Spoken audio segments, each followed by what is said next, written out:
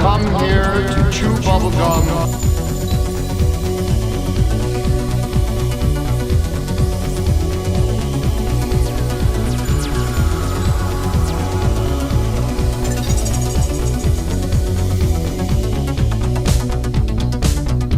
You're listening to Here to Chew Bubblegum, recorded from a secret location in the city that moves mountains.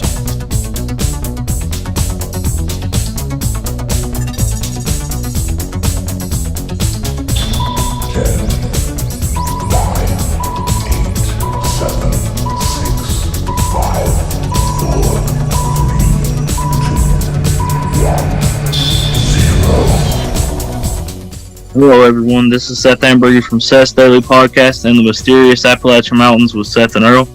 Goose and Dirtydan can't make it this week due to something related to Elon Musk and SpaceX. Maybe they'll tell us about it next week. Anyway, I want to present the first Here to Chew Bubblegum Flashback episode.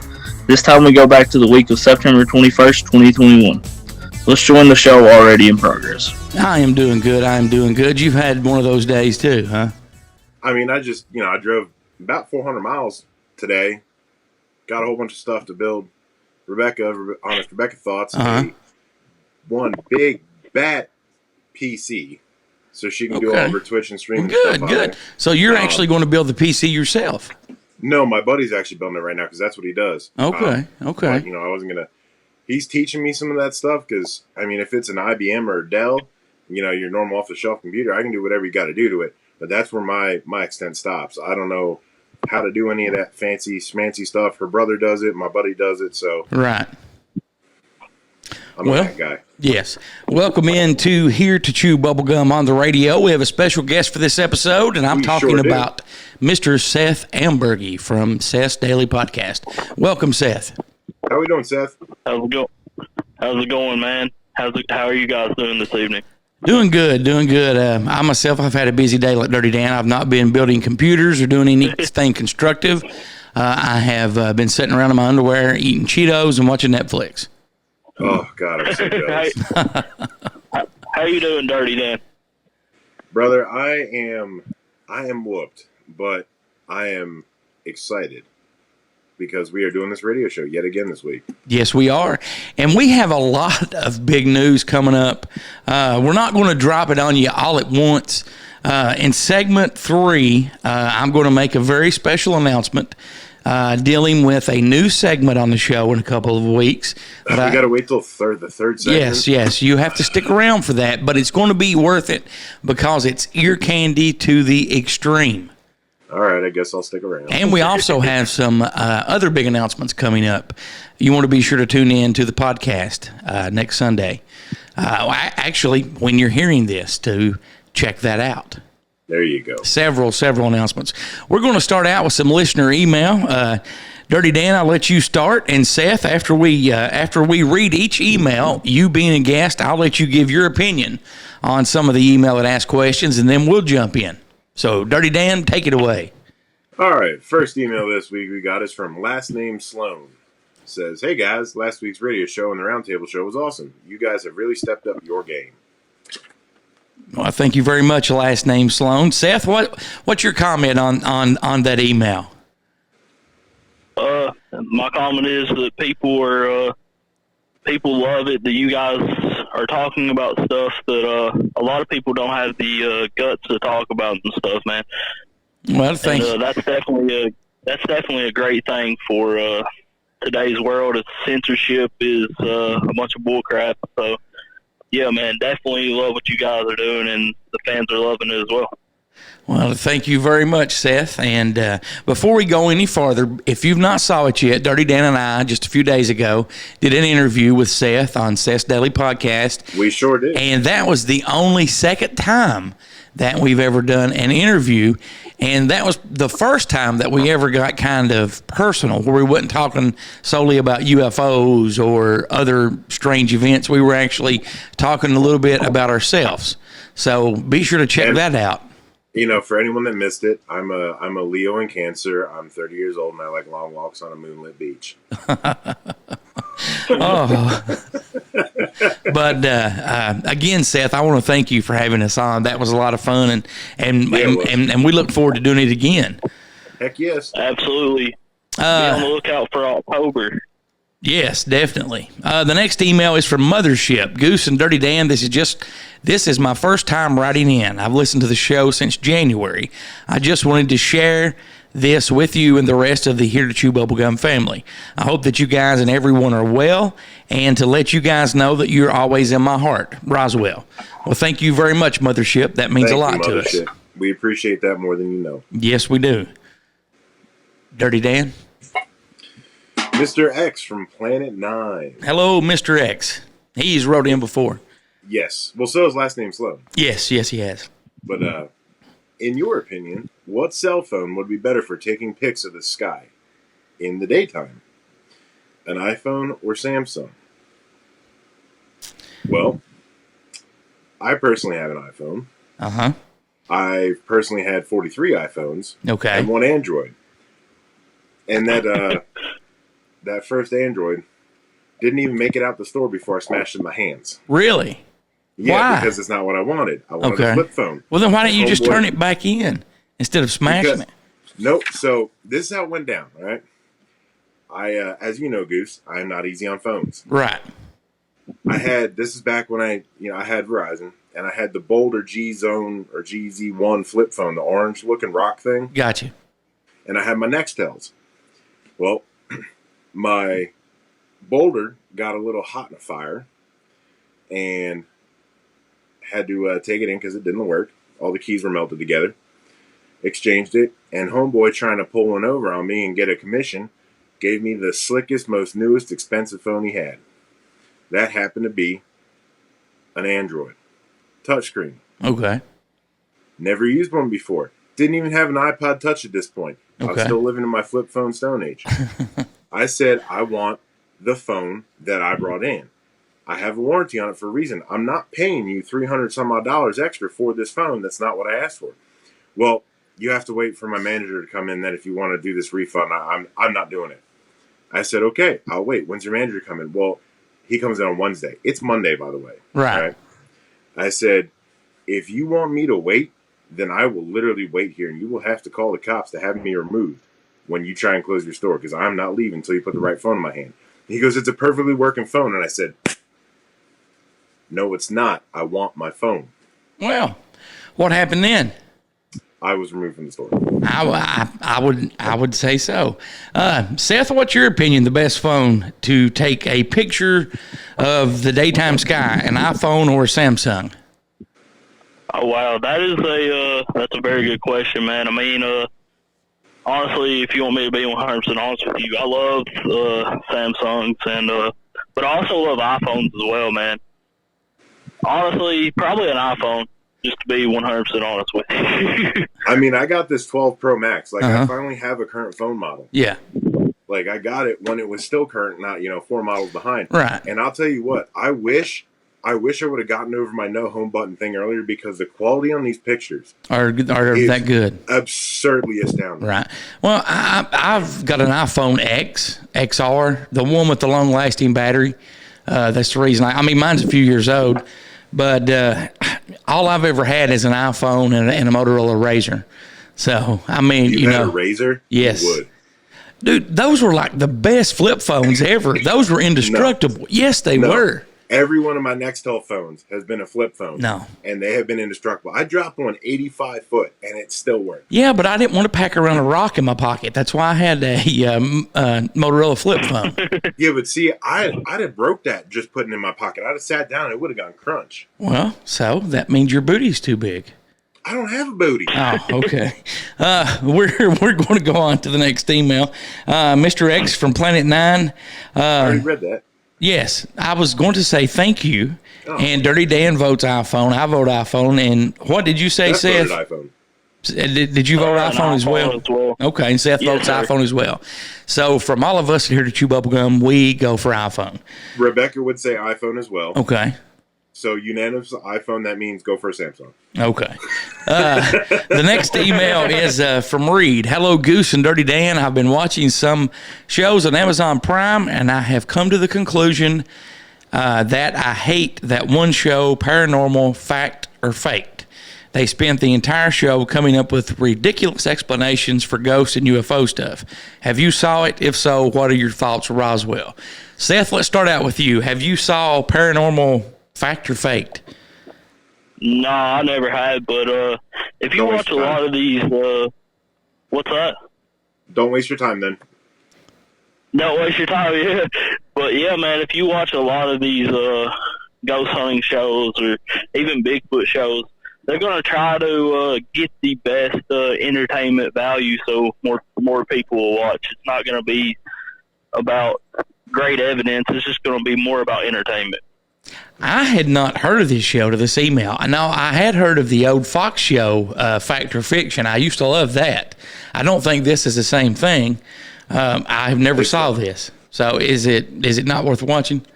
Well, Reed, hello again. Thank you for writing in again. And I cannot agree with you any more than exactly what you said. It is junk. Okay. It is junk. Well, I am not going to waste my time on it. I think I made it to the 11-minute mark before I literally chucked my Apple remote across the room and said, "This is BS. I'm done." Well, this has nothing to do with fact or faked. But if you are a fan of The Office and you love vampires, werewolves, be sure to check out What We Do in the Shadows.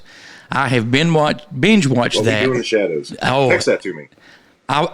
I definitely will. It's on Hulu, and it is a great show. Seth, have you saw that? What is the name of it? What We Do in the Shadows.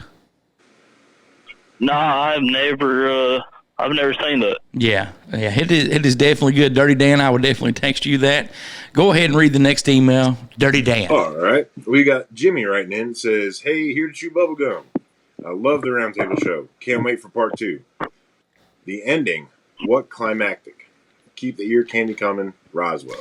Yeah, the ending on the Roundtable show last week, I ended it where we got disconnected at, and the part 46 is up now. It dropped at 4 o'clock, and I just realized that when you read that email, it's almost 6:30 now, and it's been 2 hours since that's dropped. So, and normally I would have posted on Facebook by now. Hey, the episode's up and dropped. Sorry about that. The last email is from Heather. Could you, or maybe a future generation of yours, one day share living space in the same dwelling with an alien, like having an alien not of this earth as a roommate? Look at the imaginary vision for a moment. Could you and would you? As long as they were nice and peaceful to me, absolutely. Dirty Dan, what about you? I mean, if it was an iRobot situation, She didn't say robot. She said alien. I said iRobot situation. Like if it was going to be that dynamic. But okay. If we were of equal terms and equal space, and if the relationship or boundaries were established, I would absolutely do it. As long as he didn't mind or she didn't mind, whatever, it didn't mind my morbid curiosity. Yeah, I'd absolutely do it. I could, I would, I definitely would. That'd be awesome. But who's your roommate? I got an alien, bro. Seth, what about you? Could you be a roommate with an alien? I guess it would be. I had this guy named Don Neal who is part of the Kentucky Bigfoot organization, and he believes that there is good Bigfoots and bad Bigfoots, just like humans. I guess they believe that Bigfoot is kind of half human and half ape. But if alien is, some of them are nice and some of them are evil, just like humans, then living with a good alien wouldn't be. It would be just like living with a good human, in my opinion. Yeah. That should we phone in Rebecca for this? 'Cause, I mean, she lives with a half Bigfoot human. We will have to save that email and do that in a future show. I want to thank everyone for writing in. You can always call, text, or leave a voicemail by calling 606-373-3396. That's 606-373-3396. Dirty Dan, how can they email us? Well, they can email us at goose@heretotchewbubblegum.com. They can email me, dirtydan@heretotchewbubblegum.com, or they can email Rebecca@heretotchewbubblegum.com. Yes, they can. Thank you very much. We're going to go right ahead for some science and tech news. I'll start out this segment if that's all right with you. Hey, buddy, why don't you start out? Okay, thank you very much. I think that I will start out this segment. That sounds like a good idea. Dirtydan and Seth, if you have any questions, just interrupt me and we will debate about it. First, Seth, what kind of laugh was that? I think Seth just went where I went, and I thought to my head that we're all going to be master debaters. Yeah, well, Seth Seth kind of had like a Dr. Evil laugh going there, didn't you, Seth? Yeah, absolutely. Just as long as it's not Chanel West Coast laugh, I'm good. There you go. Oh gosh. Oh Lord. Oh, that chipmunk. No, I can't get it out of my head now. First in science and tech news, a new planet. Could a new planet be discovered? A new study reveals the high probability of a ninth planet in the solar system. According to astronomer, let's do that again. According to astronomer Michael Brown, Planet 9 is expected to be many times the size of Earth and orbit the sun far beyond Neptune. Had you guys heard about that? I did. I actually found a pretty interesting article on it this morning. Did you really? Does it go in depth more than what I did? Well, you know what? Let me pull it up here. Seth, had you heard about that? How long ago was this? That was this week. Oh, I heard about a new planet being discovered about 2 years ago. Yeah, this one was on Thursday because I just pulled all these stories on Friday, so they were all. Aren't they calling it Planet this week. 9? Planet 9, and there's actually an old movie, Planet 9 from Outer Space. So that's a really good movie. While Dirtydan's looking for that, I'm gonna go on to the second story a little bit. Physicists say that the fifth dimension could be on the horizon. Our understanding of the universe might need a reset. Scientists often get asked if they do new experiments in the lab or keep repeating the older ones that they know the results for sure. While most scientists do the former, the progress of science also depends on doing the latter and confirming it with what we believe we now know holds true light in the new information as well.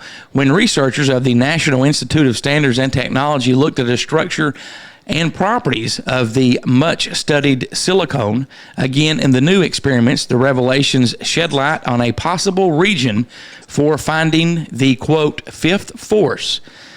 This can help us now improve our understanding of how nature works, says a press release. To make sense of the world, simply all we need are three dimensions of space: north, south, east, west, and up and down, and one dimension at a time, past, future.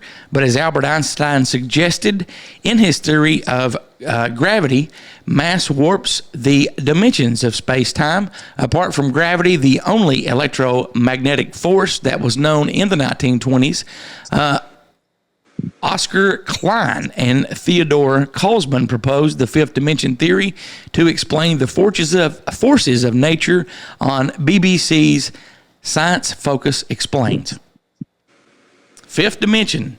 If you guys could go into the fifth dimension, would you go, Seth? Yeah, it can't be any worse than here. Wanna bet? What if you couldn't come back? Would you still go? Oh man, that changes a lot. Here is the scenario for both you, Seth, and Dirty Dan. And Dirty Dan, we've talked about this a little bit before, but we've not talked about the fifth dimension. You know that you can access it. That's all you know. You don't know if you can come back. You don't know what's over there, but you know you can go through. Would you go now? No. Dirty Dan. I would, as long as it's not going to be a Roadrunner and Wile E. Coyote situation where I can watch someone else go through and then bam, I hit a beat. Yeah, definitely. I don't think I would. Really? Yeah, I don't. I mean, if I knew I could come back, and we've talked about this before, Right. I Goose, definitely would. Finish that sentence. What's Before that? you finish that sentence. The whole Great Awakening thing. Yeah. Ascending to 5D. Yes. All right. We're all on that path. Yes, we are, but I'm talking about stumbling upon a fifth dimension that you could access. that is the fifth dimension. Right. I'm talking about I'm out in the forest, walking alone. And you climb up a set of random steps that lead to nothing, and then bam, you're in a fifth dimension. Yeah. Exactly. I feel like I'm going to run into a wall, man. I don't know. That's my luck. I feel like I'm just going to get coyote right in the wall. I'm not going to read all this next one, but I want your guys' opinions on this. I did find the article. Okay. Go ahead and share that article with us. Okay. So, it's a new ultra-hot Jupiter exoplanet is what they called it. International team of astronomers has detected a new ultra-hot Jupiter extrasolar planet using NASA's Transiting Exoplanet Survey satellite, TESS. The newfound alien world is nearly 2 times larger than Jupiter and has a misaligned orbit. The finding is detailed in a paper that was published officially August 25th on the ARXIV preprint repository. The so-called hot Jupiters are similar in characteristics to the solar system's biggest planet, but have an orbital period of less than 10 days. Such exoplanets have high surface temperatures as they orbit their parent stars very closely. Now, a group of astronomers led by Samuel H.C. Cabot of Yale reports that finding of a new exoplanet of this type, which turns out to have an ultra-high surface temperature, while observing a bright star in our galaxy designated TOI 1518 with TESS, a transit signal was identified in the light curve of this object. The planetary nature of this signal was confirmed by the follow-up high-resolution observations with the Express spectrograph at the Lowell Discovery Telescope. So basically what they're saying is there's another star in our solar system that's not the sun that has other planets orbiting around it. That is a super sped-up version of ours. So there's another solar system in our solar system that's moving faster than ours is. Yes. Do you think the planet could be Krypton? No, it's way too hot. Well, that would be really great if it could. It's got a temperature of approximately 7,300 Kelvin. Oh, that's two times larger than our sun. Man, you put a little sunscreen on, you'll be fine. Yeah, XPF or SPF 5000. Oh, Seth, what's your take on that? Man, I mean, there's a lot of evidence of, wasn't there evidence of, like, life on Mars and stuff, or was that just a conspiracy? Well, that's a very, very interesting question, my friend. I actually have a story. I'll just go ahead and skip to this story since you brought that up. NASA collects Mars rock samples in historic first for Perseverance rover. Pencil-sized samples were placed in airtight tubes and will eventually be brought back to Earth for analysis. They hope. What's that? They hope. Yes. NASA's Perseverance rover has successfully collected 2 samples of Martian rock and sealed them in an airtight titanium tubes for eventual return to Earth. Agency officials hailed the accomplishment as a milestone in search for evidence for life that might have existed on the red planet billions of years ago, when Mars is believed to have been warmer, wetter, and more hospitable.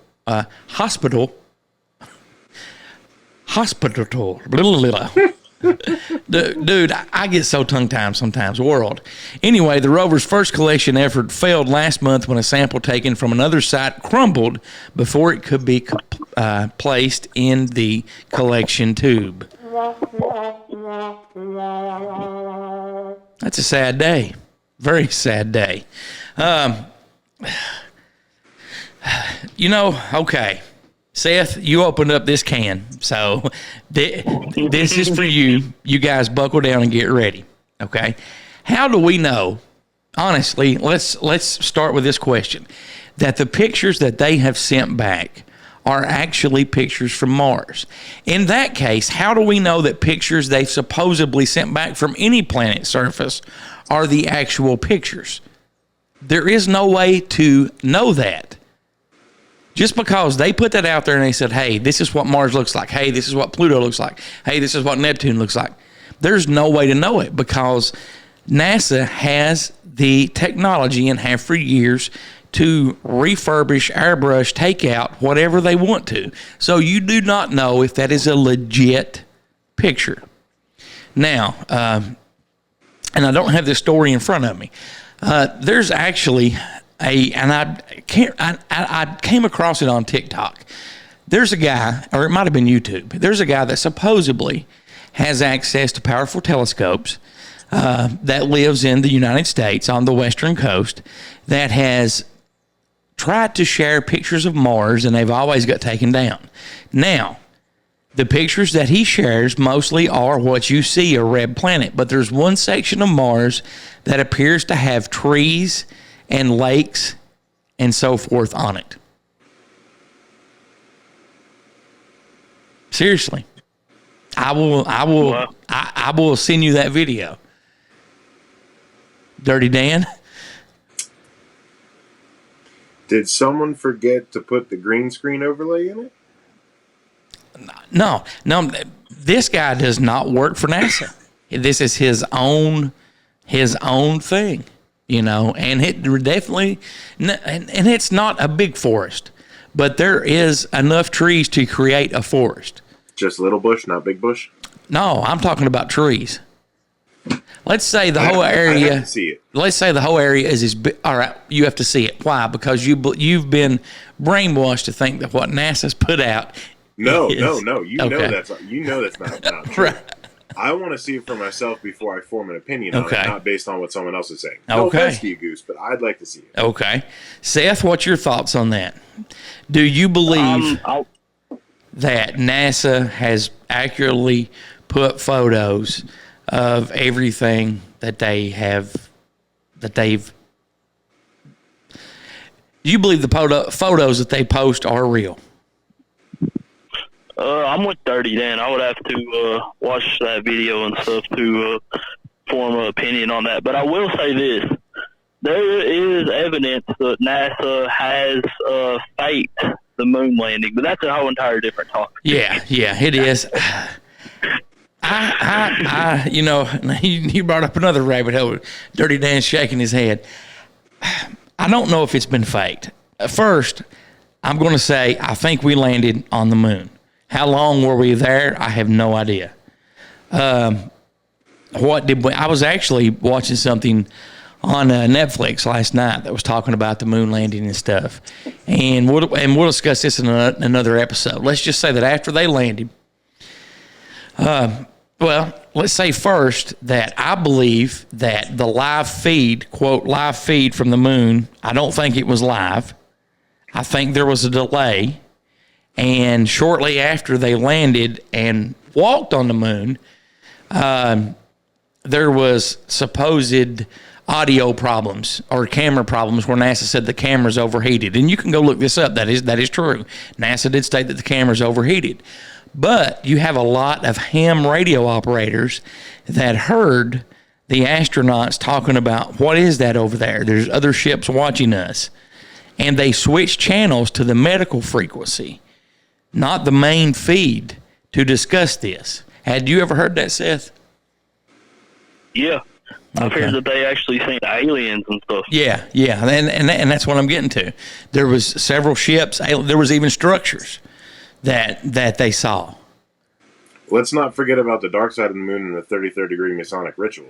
You know, and yes, you are correct. And when they landed on the moon, they actually overshot where they were supposed to land at.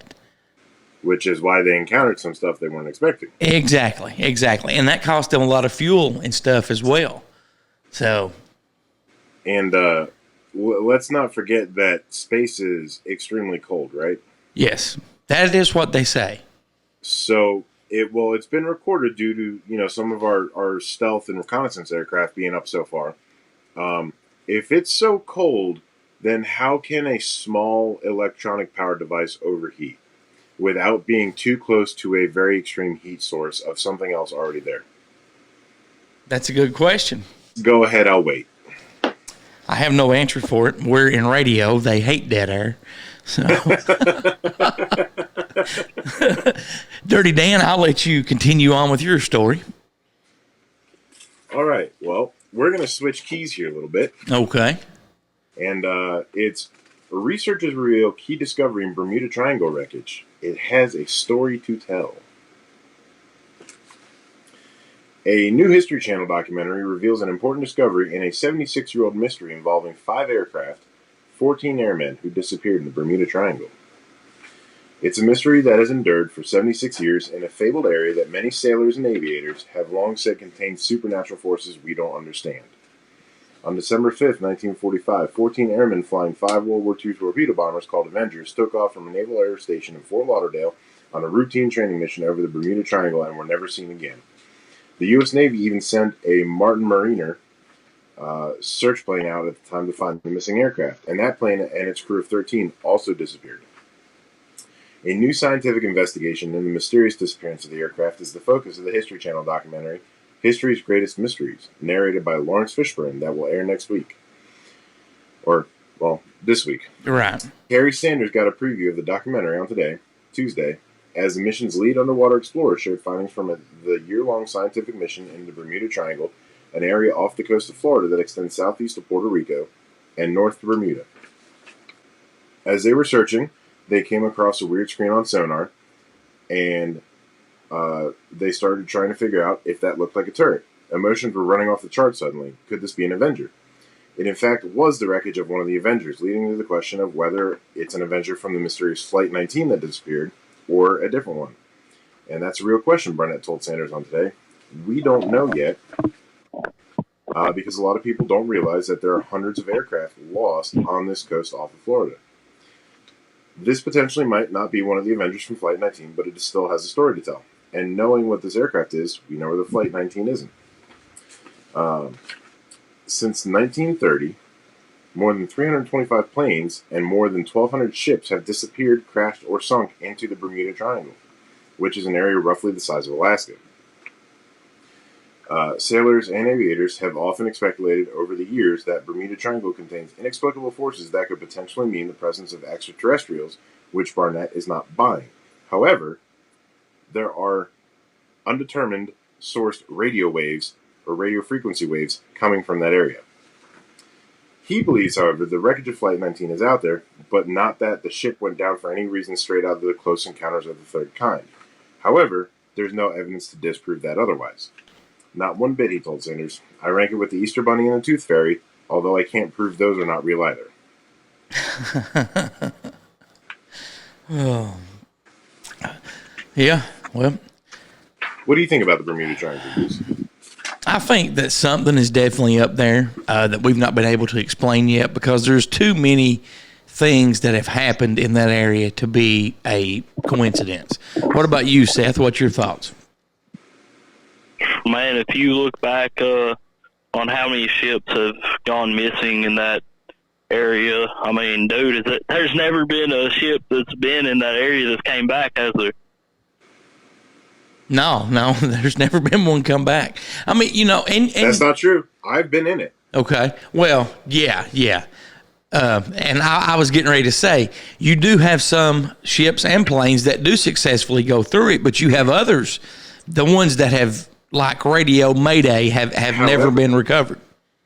Every disappearance has been during a certain condition around a similar time and a similar time of year.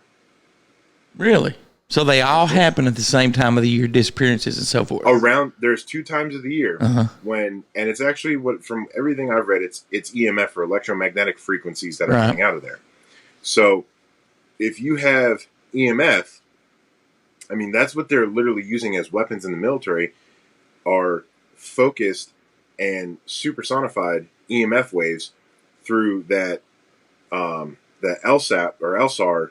LSAT, that's what it is. LSAT machines. It disables any control or control module.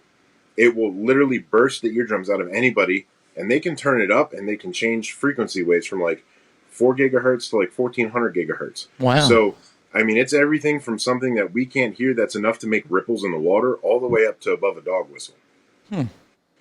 And it can be heard for miles and miles and miles because they focus the beam of it. So if they have that technology, that means they got it from somewhere. They learned how to get it from somewhere. Well, you know, yeah. And I mean, if you have all these very, very strong EMF waves that literally, it's been reported that all of a sudden all the controls are just dead, or all like your altimeter gauge and your fuel gauge and your speedo gauge are just doing circles. Like something else out there is controlling the stuff. Something is jamming it, confusing it, doing something. and there's 2 strong points in every year, and that's for planes, trains, ships, automobiles, whatever the heck finds its way out there is what it gets affected by it. Right. And at that same time, there's extreme storms, and you have 3 different currents there. You have the Gulf Stream coming up to one side, pushing it up there. You have it coming off you have all the hurricane systems and whatnot coming down and across. And then you have, it's like a circle. It's like one of those circles you almost see and that just randomly open up in the water. You got that giant vortex there. And a lot of the wreckage they found have all been centralized. It's, the whole Bermuda Triangle is the size of Alaska, but most of the stuff is focused almost in the focal point of that triangle. Well, let me ask you a question. Something just dawned on me, and I want yours and Seth's comment on this both. I wonder, and I've never looked into this, if there was anything mysterious or went missing in the Bermuda Triangle before the Roswell UFO crash. It's been noted since the 1880s and 1890s. Did it intensify or anything after the Roswell UFO crash? I don't have any sort of number to show me exactly how long, or how many things on average. The last time I want to say there's like 120 to 140 vessels of some type that are deemed lost there every year. Right. Well, we're going to take a quick break and come back. You're listening to Here to Chew Bubblegum with Goose and Dirtydan and special guest Seth from Seth's Daily Podcast. We'll be back in just a moment.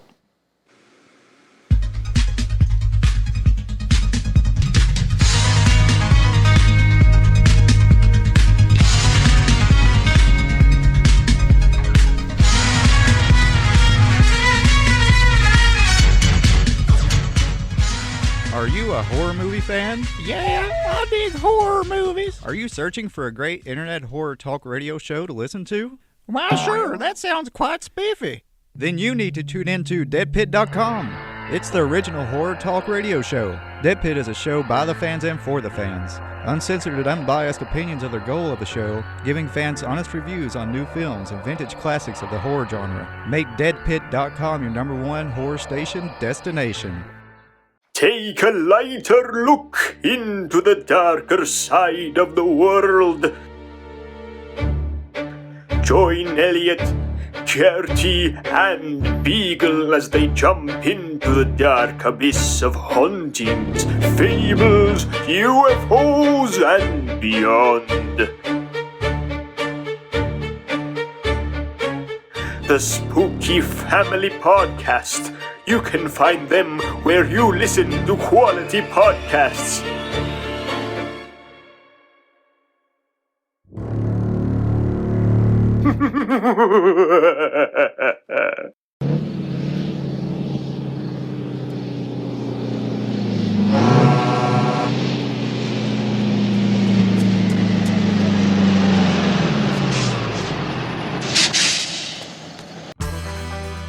Hey, ladies and gentlemen, this is Elliot from the Spooky Family Podcast, and I want to remind you that our buddy, the Paranormal Trucker, has a brand new podcast out. Yes, you can catch the Paranormal Trucker and his crew, Snowman and Large Marge, anytime on YouTube. They're going to bring you spooky tales from the road, ghost stories, updates on new tech, conspiracy theories, and everyone's open road favorite, unidentified aerial phenomenon. Be sure and tell them Large Marge sent ya. You can always call, text, or leave a voicemail for Here to Chew Bubblegum at 606-373-3396.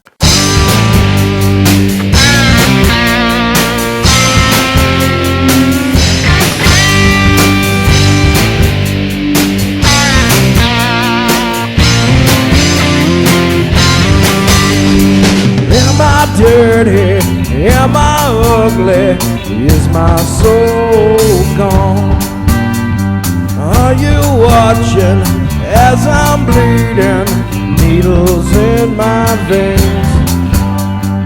Tell the story the way you know me, the way it should be.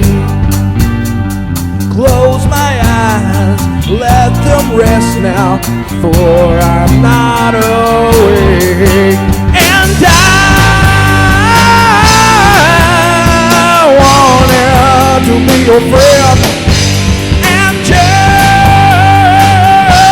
are so far away.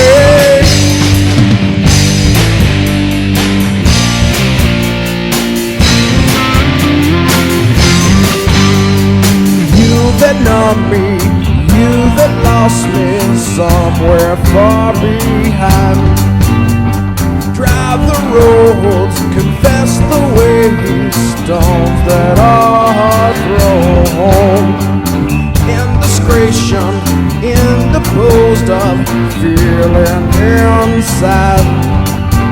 The words you told me, the signs you showed me are too late.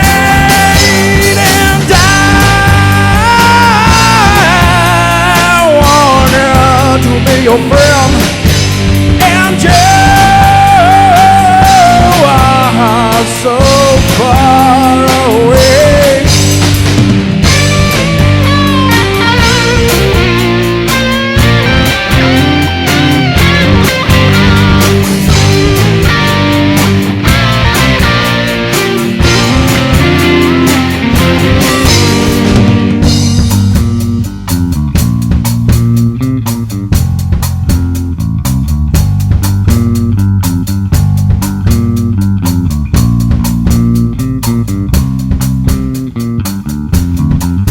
This is Stone a Living, and I just want to say thanks to each and every friend on MySpace for listening to this and giving us all the support and comments that you've given us.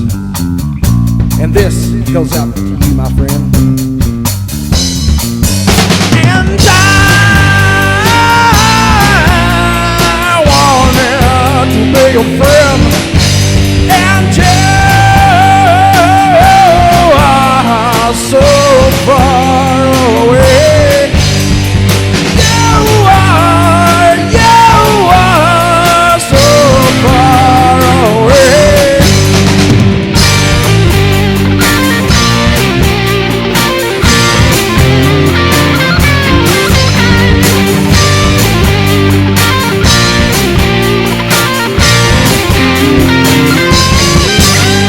You can always call, text, or leave a voicemail for Here to Chew Bubblegum at 606-373-3396. You can also send an email to Goose at heretochewbubblegum.com, Dirtydan at heretochewbubblegum.com, or Pup, Ned, or Elliot at heretochewbubblegum at yahoo.com. You're listening to Here to Chew Bubblegum, recorded from a secret location in the city that moves mountains.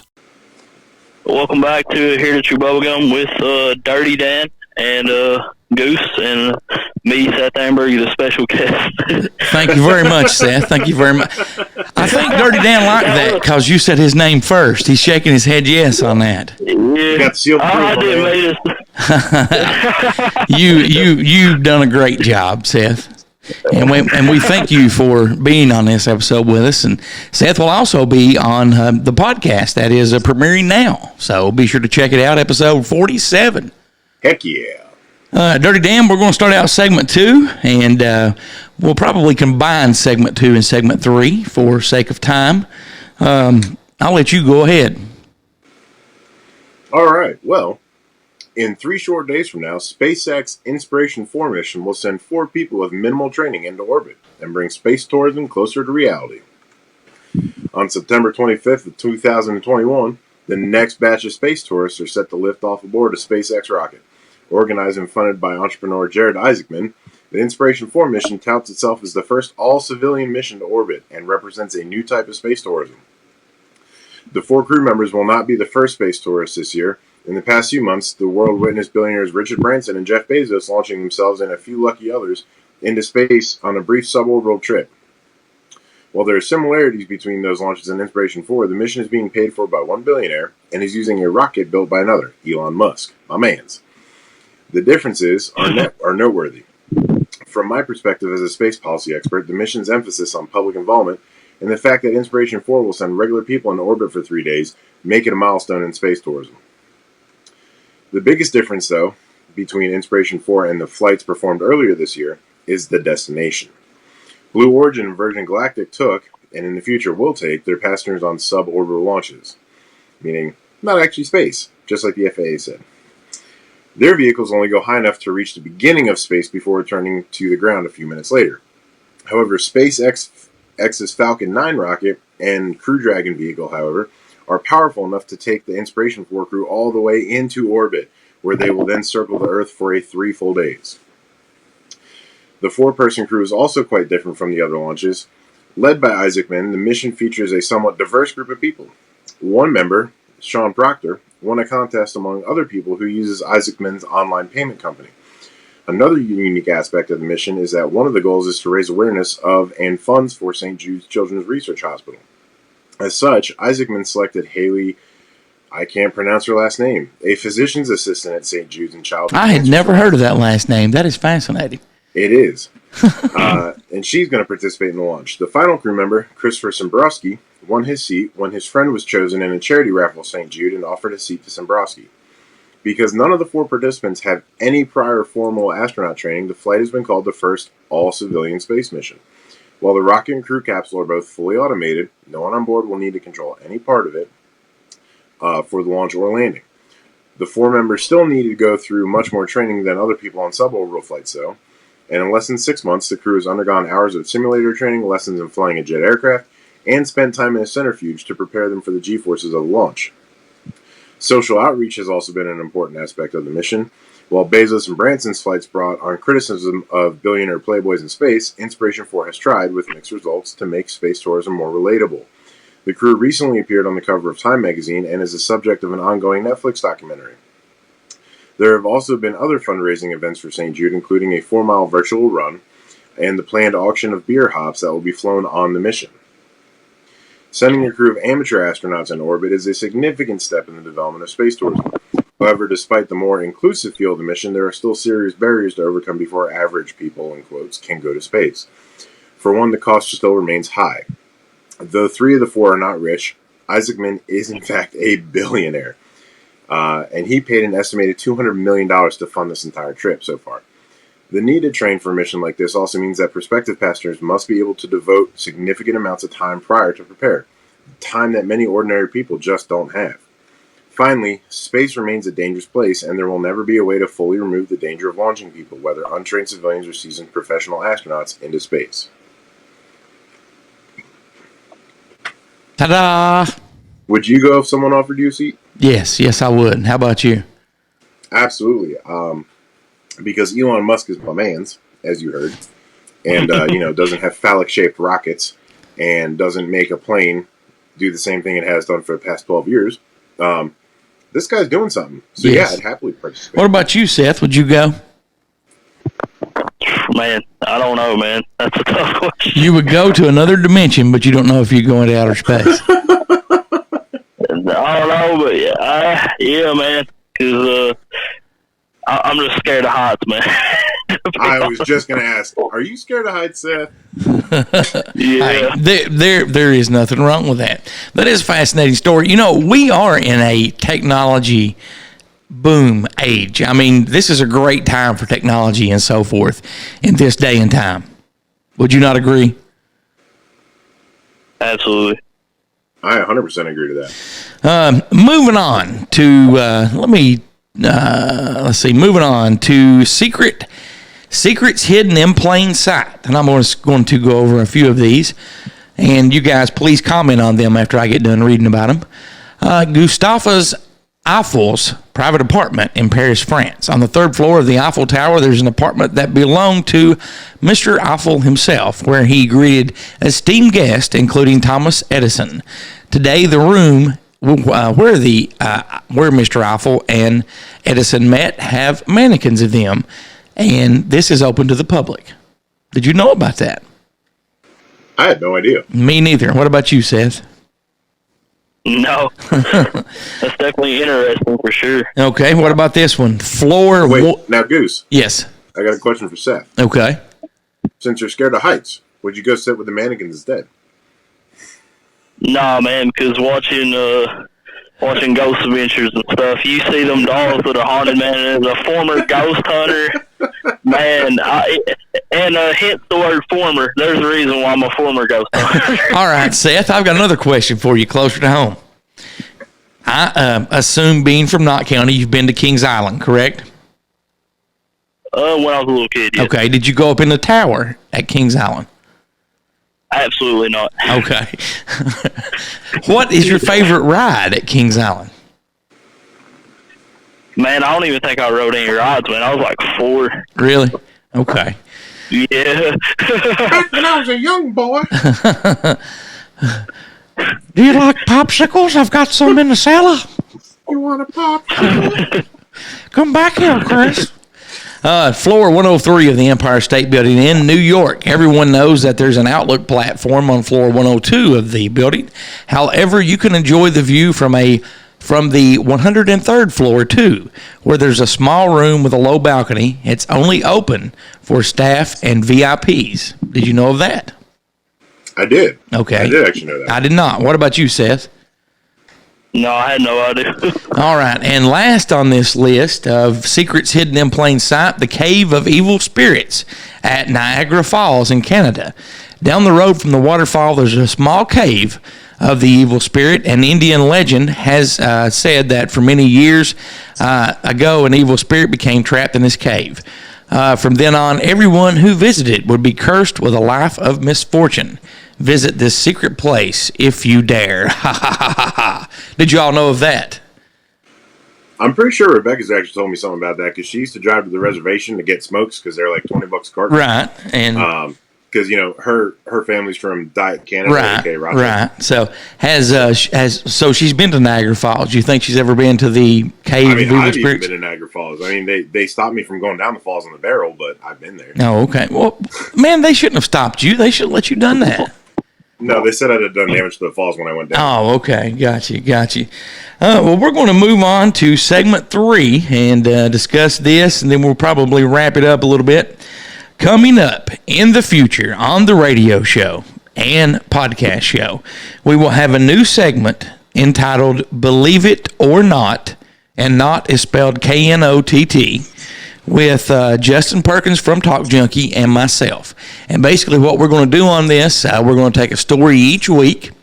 We're going to discuss it. And some stories Justin won't believe, and we will disagree. And at the end, we're going to try to sway one another, and we will rate these stories. Again, that is Believe It or Not, spelled K-N-O-T-T. Yes, Dirtydan, you have a question? Please tell the rest of the class. You know, I almost feel like I should be involved in that, and I should be the proctor. And it should be up to you two to say whether you believe it or not, and to try and persuade the other. Because then both of you are completely blind about it. Why is that? Well, if you aren't the one reading it, you don't have any idea. So if you think it's true, and Justin wouldn't, you have to get him to understand and believe and hear where you're coming from and persuade him. All the while, it could be untrue. So you're thinking like a fact and fiction type thing. Yeah, if you want, you're talking about fact and fiction earlier. Yeah. Well, we may have to expand upon that. So, and then I can use my corny dad joke segment as a prize for y'all. Oh no! We're the corny dad joke segment will not be on the radio. That will be on podcast only. No, I got a radio friendly one. Why didn't the skeleton cross the road? Why? He didn't have the guts. Oh, that's terrible, man. That's terrible. Seth, what do you think about that joke? Sounds like a joke that you definitely hear in Knott County. Look, see, I'm already doing the job without doing the job. There you go, Seth. Did you get did you get the tie-in when I said "believe it or not" spelled K-N-O-T-T? Yeah, man, definitely about Knott County, and actually something that you should definitely have on there is, believe it or not, there is somebody from Knott County who had the #1 song in South Africa on the iTunes charts on R&B, and it was Tony Sloan. It was Last Kiss Goodnight. Yeah, I tried to log into that last night, and I did for a little while until I lost. I was driving and I lost service, so I missed it. So, but Dirty Dan, tell us about Adventures with Purpose. Well, Goose, I'm glad you said something. So, I guess another little specialty that everybody on the radio can look forward to is that we will be meeting up with these guys in about another month and a half. Yes, we will. So, Adventures with Purpose, if you haven't listened to my spiel yet, you're going to hear it again. So I suggest you listen to it this time. Open up YouTube and type in AWP or Adventures with Purpose. These guys are a group who've officially quit their daytime jobs now and have devoted their entire, basically, lives to going out and taking their very reformed and refined skill set with underwater sonar recognition and diving and recovery, and they're traveling across the land, Kentucky included, in October, to help solve cold cases. They are helping to bring light to people, to families, to entire communities looking for closure. And they are doing this out of the good of their hearts, not being paid. They go by donations only. And that's all their gear. That's their very, very small RV. That's their trailer that Sam has required to be refinished because of some little accidents he had. But they they go around town to town, and if any of you listeners have someone or know of a case or family that needs help and closure, and it can or potentially could involve water, then go to adventureswithpurpose.com and reach out to Jared and Sam and Dan and let them know. Get in contact with them, and I know Jared will reach back out, but Sam might even. Someone will reach back out to you very quickly, and they will get on their way to setting up to come out to try and help you or them. Give them a like, give them a follow, leave a comment with that, or if you want them to reach out to you, again, Adventures with Purpose. Go to the website, adventureswithpurpose.com. Check them out, help someone out. Thank you very much, Dirty Dan. I want to remind everyone that the new midlife crisis album entitled Have a Little Faith is now available on CD, USB stick, iTunes, Spotify, Amazon Music, and more. Also, very special thanks to Carlin for all the voiceover work. Be sure to check out CK, Uncle Bill, and the rest of the gang over at deadpit.com. Don't forget about our friend Justin Perkins of Talk Junkie. Check out Down on the Holler with Jordan and Brad. And if you're in the mood for a daily podcast, be sure to check out Seth's Daily Podcast. And if you're into the spooky, weird, unexplained, or just all-around spooky people, be sure to check out the Spooky Family Podcast. Visit spookyfamilypodcast.com. And to awaken more, check out Rebecca Short on TikTok. Seth, thank you very much. And Twitch. And Twitch. Seth, thank you very much for being part of this show. Looking forward to having you on again. Do you have anything to say in closing? I definitely want to give a big shout out to Goose and Dirty Dan for having me, and definitely check out our interview if you want to know them, like more about them and stuff. Because we really didn't even talk about UFOs and stuff like that too much. Like we mostly just talked about it like us as humans and stuff. Man, it's definitely a great interview. And then definitely subscribe to the YouTube and subscribe and to Seth, our Patreon as well. Where can anyone find all your podcasts and interviews at? On YouTube, on Seth's Daily Podcast, and then on Patreon, on patreon.com/Seth Daily Podcast. And be sure to check that out. I thank you again very much, Seth, for being on. That'll do it this week. We'll see you next week. And until then, so long for now. Maybe I'm not leaving. Maybe I'm just going home.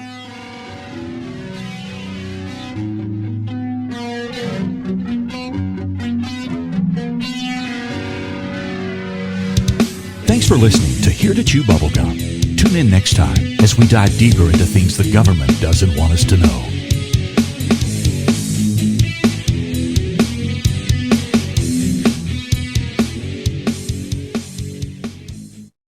You've been listening to a flashback episode of Here to Chew Bubblegum from September 21st, 2021. Join us next week for an all-new show.